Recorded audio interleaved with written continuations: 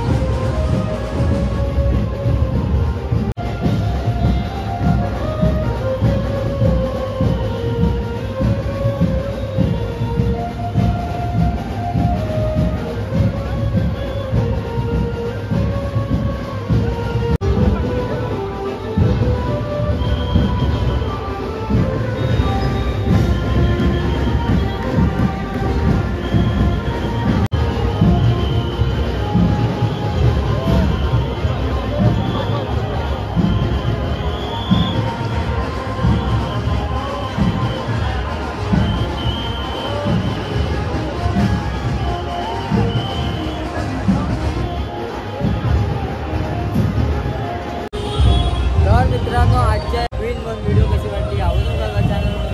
चॅनलला नक्की सबस्क्राईब